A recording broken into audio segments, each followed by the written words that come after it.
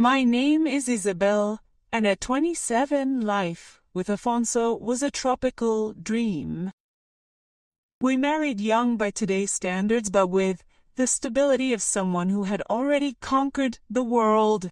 Good jobs in Lisbon, constant trips to our favorite hideaway in the Algarve or the vibrant beaches of northeast Brazil, olhava, and the certainty that our best company was ourselves. A few years passed, and without realizing it, the inseparable duo became the center of a constellation of friends. Our lives were like a constant samba circle, full of people, laughter, and hugs. We no longer knew who was whose friend. Our company was simply Malta, a group united by alcohol, the beach, and the good life. That night, we were having dinner at a charming restaurant in the Alto neighborhood. I wore a cobalt blue silk dress that slid down my body like water and highlighted my tan from my vacation in Bahia, and leather stiletto heels that made my ankles look sculpted. Afonso, always elegant in his casual chic style, smiled over his glass of vinho verde. Vasco had invited us to his birthday. Vasco was one of our new social acquisitions, fun-loving Brazilian, full of contagious energy, who had arrived in Portugal a couple of years ago to work. "And how old is our guy, I asked, smiling. Afonso made an amused face. 3, old lady. The kid's 3, sorry." Afonso's heartfelt laugh echoed in my memory as I watched feverishly in our luxurious apartment. Days later, Vasco Jr.'s birthday. Yes, Vasco's son. Would be the following weekend at a campsite in the Sado Aciduary Nature Reserve, a beautiful wild place that fascinated me. I paced back and forth, frustrated, my hand on my husband's hot forehead. "I can't leave you like this, Afonso. It's irresponsible." My Afonso, was a grown man, but I still treated him with the maternal instinct that only years of love can generate. His stubbornness was stronger than a fever. "Don't be ridiculous, Isabel. I'm not a child. Go and enjoy yourself. I'm fine with my lemon tea and Netflix." His face was pale, but his honey eyes shone with the stubbornness I both loved and hated. I relented, but before leaving, I forced him to take his temperature again. Assured he was under control, I put on my adventure gear, tight denim shorts that barely covered my thighs, a white t-shirt with a slight neckline, and a pair of sturdy suede ankle boots, laced tightly, gave me a sense of power and earth. I loved the feel of the soft, strong leather squeezing my ankles. When I got out, my friend Mariana and her husband Bruno were already waiting in the car. Mariana, with her blonde curls, winked at me. "What? You're the one who was teasing Afonso about going wowing?" Laughter erupted in the car. A stupid joke, but it served to ease the tension. The campground was about an hour's drive away. We arrived at the party location. Vasco and the others had already set up their tents, their camping tents, a rustic riverside setting smelling of sea, air, and dry grass. While Mariana and I unloaded our backpacks and bags from the trunk, Bruno wandered off to see who was in charge of Vasco's famous barbecue, halia. He returned with a strangely pensive look. Paulo arrived. The sweet, fresh air seemed to freeze. Paulo? A name I didn't want to hear. Paulo was an old friend of Vasco's from college, a man who lived in a nearby town but whom we rarely saw. At one of our New Year's Eve parties in Brazil, he had tried his luck making blatant advances. I distinctly remembered rejecting him, but the memory of his hands, large and rough, and the electric touch they had briefly had on my back sliding slightly beneath the strap of my top still haunted me. That Sundayed me.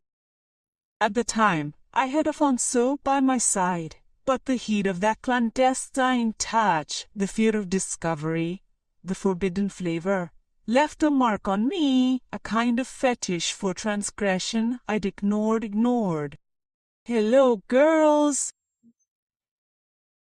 His voice was deep and melodic, with a southern Brazilian accent. I shivered. I looked up and there he was, tall, tanned, with a smile of perfect teeth that seemed to say, "I know what you did last summer." I tried to focus on my ankle boots, the tight lace, the smell of damp earth, avoiding his gaze, his magnetism. I didn't want to invoke misfortune, as the old saying goes. But misfortune, or at least temptation, was already sitting there, beside us. Late afternoon brought with it the strong smell of burning charcoal and grilled meat, the famous Vasco barbecue mixed with the cold sea air rising from the river. The alcohol flowed abundantly. I had traded my ankle boots for a pair of thin white sandals with straps that curled up around my ankles, giving me a feeling of fragility and lightness, a contrast to the weight of my intentions. The women, following the ritual of all gatherings, eventually withdrew into isolation. We sat on the sandy bank of the Citado River, beneath the pink clouds of dusk. We laughed loudly, confiding secrets and sharing bottles of vinho verde.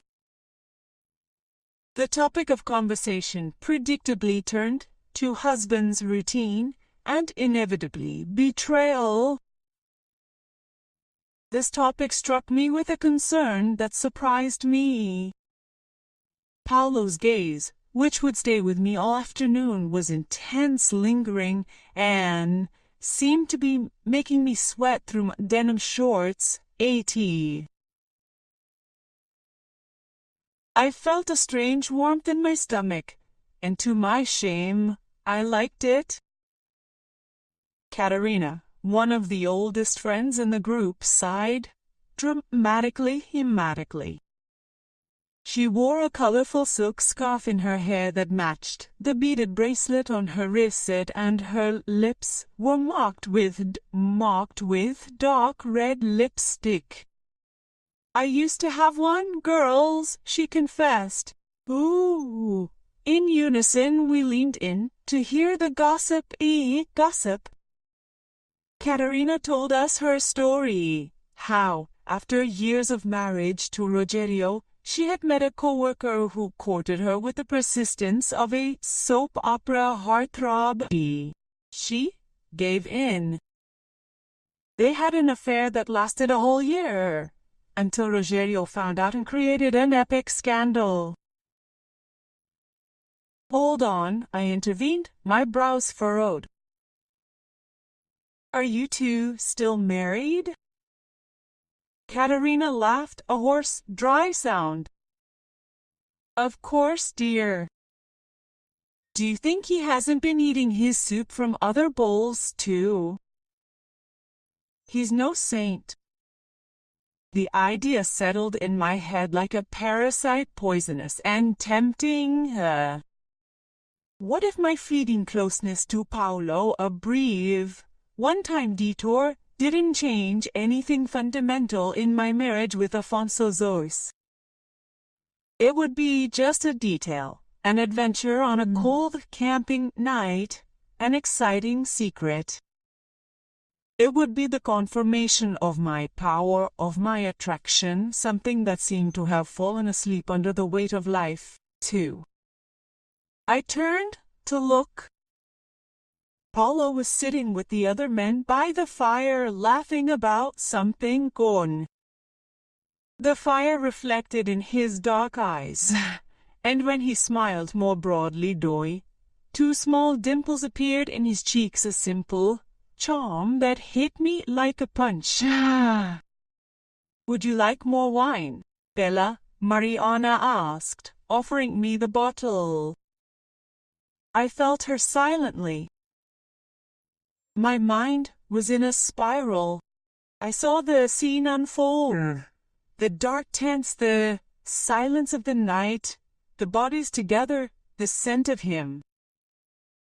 My secret fetish for rough masculine fabrics, denim, canvas, flannel, intensified as I imagined the smell of his jacket, macabre, maybe the tent canvas brushing against my skin. My phone vibrated in the tight pocket of my shorts. It was Afonso. The message was short and comforting. All's well here. I'm going to sleep. Enjoy. I sent him a heart emoji and wished him sweet dreams. Guilt was just a distant shadow. Ooh.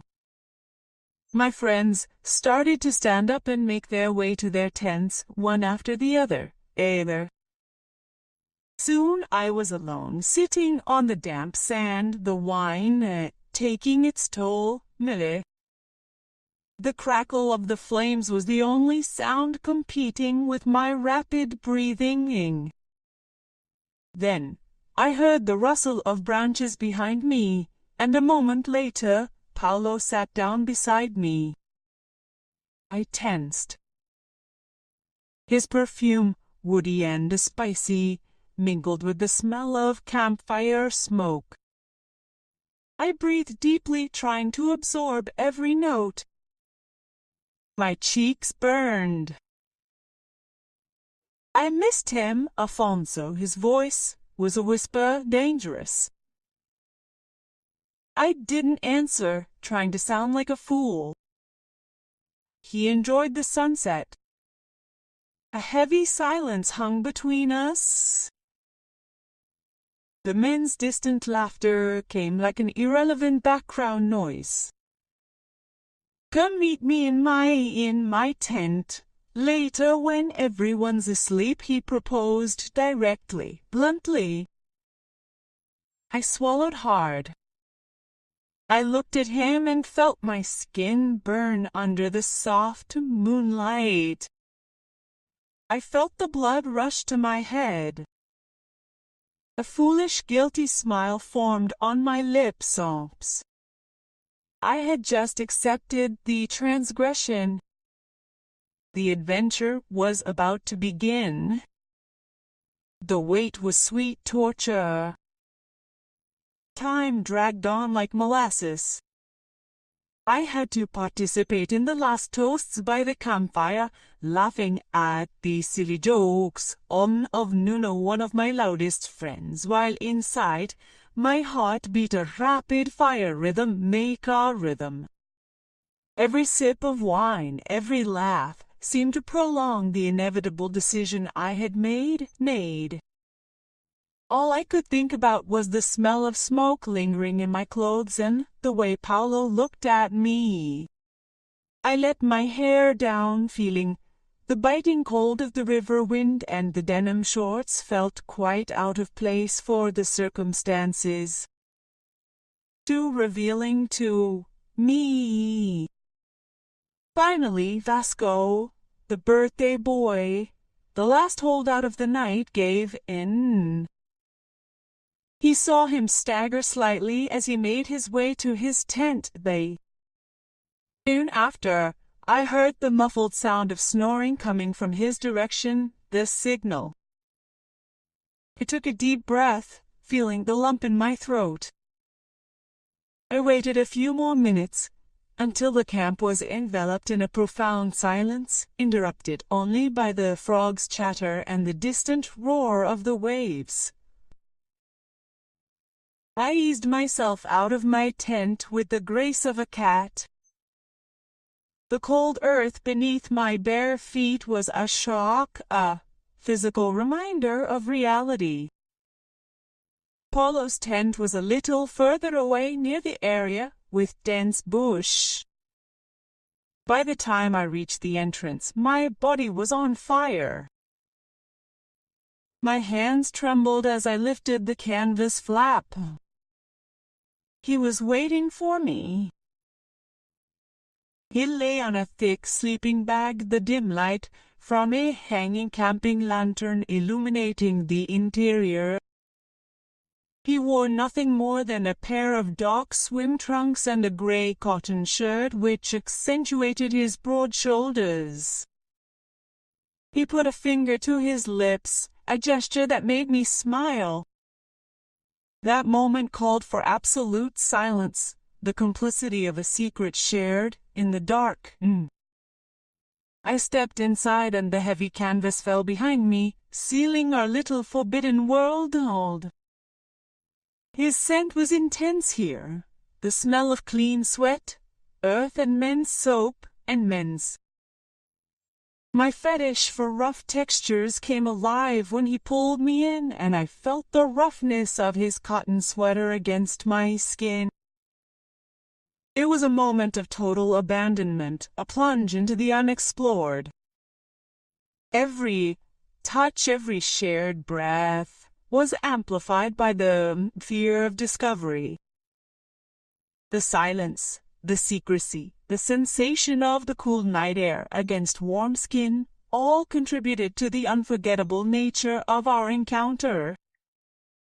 It was a unique experience, a fleeting, almost insignificant moment, yet I knew it would remain vividly etched in my memory long after the camp had been dismantled. I woke before sunrise with the first trace of gray light penetrating the tarp. Panic struck me. I wasn't in my sleeping bag. I jumped, trying to quickly pull myself together. My white sweater was wrinkled and my denim shorts were twisted.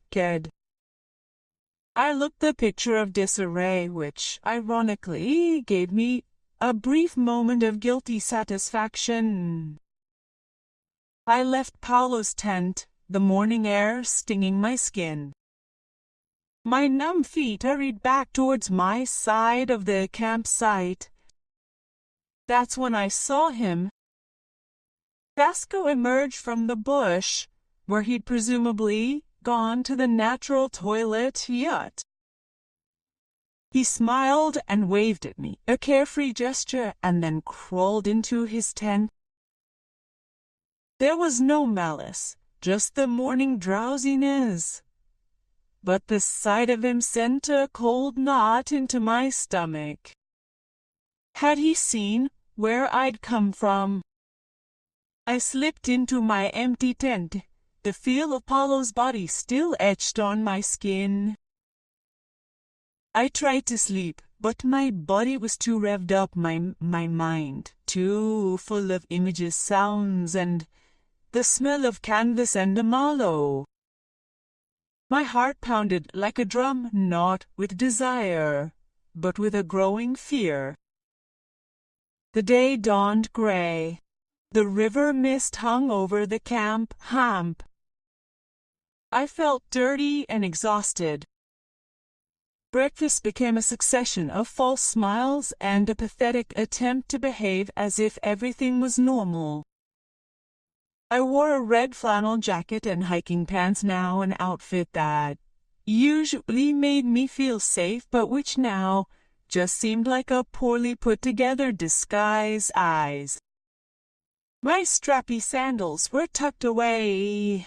I preferred the comfort and stability of my suede ankle boots. I needed to feel my feet firmly on the ground. I needed the sensation of tight leather giving me control.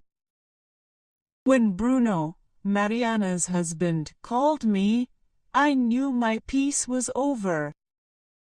He was a guy I knew as the groupen clown, always with a joke on the tip of his tongue, but now his expression was serious and cold like Portuguese granite. Isabel, I need to talk to you. My blood ran cold. I knew exactly what the subject would be. My heart began beating uncontrollably, making me feel as if my pulse was visible through the thin fabric of my sweater. Listen, you're a beautiful woman and I like you. But Afonso is my friend, one of the best. The way he said the words, my friend, was a judgment, not a statement. Bruno said he'd seen me leaving my tent, or rather going to another tent earlier.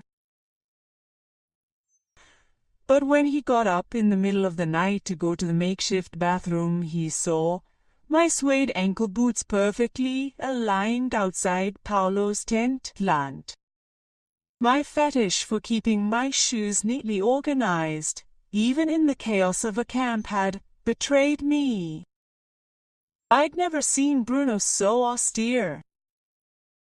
I tried to stammer out a pathetic excuse about the sleeping bag being cramped and needing space, but he didn't even blink. His eyes were relentless. Please, Bruno.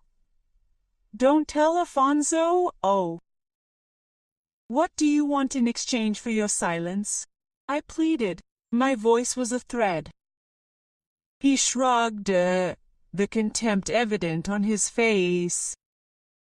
What do I want? I want nothing from you, Isabel. I only feel sorry for my friend, who is married to a fallen woman. He spat on the floor, right at my feet, and turned his back on me. His anger was palpable. The humiliation was total. The affair had taken a serious and dangerous turn. The drive back to Lisbon was a silent torment. I sat in the back seat watching the cold reflection of the river pass by the window. The fear that Bruno would tell Afonso everything was consuming me. The physical betrayal was a secret. Bruno's silence was a ticking time bomb. I had to be the first to act. I had to control the narrative. I decided I would tell Afonso everything before the bomb went off. When we arrived at the building in Lisbon, Bruno stopped the car. Mariana, stay here, he said to the woman, his voice hard. I'll help Isabel carry the things upstairs. I glanced at him in the rearview mirror. Our eyes met, and his determination was unwavering. Bruno wouldn't shut up. He was giving me one last chance to confess. I can do it alone, I muttered, but he had already gotten out of the car. In the hallway of the building, between the elevator and the door to our apartment, the argument began. Angry whispers, harsh words. I clutched my bags tightly, refusing to let him in, desperate to keep the door closed. The door represented the boundary between my secret and the perfect life I shared with Afonso. The confusion grew in a desperate attempt to get away from the door. Bruno somehow managed to hit the doorbell. The sharp sound echoed in the silence of the hallway. The door opened. Afonso stood in front of me, hair disheveled, eyes sleepy, wearing his favorite silk robe, a gift from me that stood in shocking contrast to our argument. "What's going on here?" His voice was hoarse. "You talk or I'll tell," Bruno said, his voice deep. I broke down. I covered my face with my hands and fell to my knees on the cold marble floor, tears flooding my face. Afonso looked from Bruno to me, confused. Bruno sighed. "I think she has to tell you what happened." I didn't want this to remain a secret. "I deserve to know the truth," he said, his voice calmer, almost melancholic. Then he turned and walked away, leaving me there broken, on the brink of the abyss. In our kitchen, bathed in the cold light of the Lisbon morning, the silence was so heavy it seemed to crush me. Afonso, my husband, the love of my life, looked at me with a mixture of confusion and pain that tore me apart. I seated myself on our breakfast bench, my body trembling uncontrollably. The red flannel of my jacket, which should have been comfortable, felt like lead. Dust from the campsite clung thickly to my suede ankle boots, and I felt as though my whole being was equally filthy. I confessed. I told him the story, not as a slow seduction, but as a quick, impulsive mistake, a foolish one-night stand. I cried, I apologized 1,000 times, I begged him to believe that it had been an aberration, a single stupid intrigue. Afonso didn't scream right away. His first gesture was to grab his favorite mug, the one I'd given him at the beginning of our relationship, with a design I'd drawn on it, and smash it on the floor. The sound of the porcelain shattering was deafening, a reflection of what was happening to our marriage. His face was flushed with fury, his honey eyes darkened with rage. For weeks we lived, like ghosts in our own home, in separate rooms, communicating only through notes or cold glances. Our home, once our refuge, became a minefield mauled. Finally, Afonso relented. He was a practical man, a negotiator. He weighed the pros and cons, the longevity of our love against the weight of a single night. One night he said to me, in a weary voice, "Let's try again, Isabel." From scratch. I felt immense gratitude, a wave of relief. I had my Afonso back. We lived together for another 7 years. Those were years of careful construction, of mending trust. And most importantly, we had a son, our junior. His arrival sealed our new foundation, our new future. I believed the nightmare was over, a faint scar in the distance. I felt more secure even, and returned to wearing my favorite looks, including my stiletto heels and silk dresses. I was certain that the confidence these clothes gave me was reserved exclusively for my husband. But when Junior turned 1, Afonso struck. The news hit me like a tsunami. We were in the garden, he watering the balsams he loved so much. I was folding the baby's clothes. "I'm going out, Isabel," he said, bluntly. "I've been seeing another woman for months, and I want to live with her." The world spun. I felt paralyzed me. The little baby socks I was holding felt incredibly heavy. I tried to argue, I tried to scream, I tried to beg, but he was calm, cool, resolute. This has nothing to do with what happened 7 years ago, he said, trying to be honest, but his eyes didn't meet mine. It's just over, but I knew it in that moment, as he walked away, his favorite silk robe abandoned on the kitchen chair, I realized the boomerang, the little fetish for the transgression I had launched on a cold night in the Sado estuary had finally returned, and Hussein had finally returned. It had taken a while, but it had returned, hitting me with total violence. I was left alone with Junior in my arms, my heart in 1,000 pieces. I looked at my hands, then at my feet, at my boots, trying to find some strength, but all I found was emptiness. He was gone. A mystery to the audience. What do you think really happened in the years they lived together?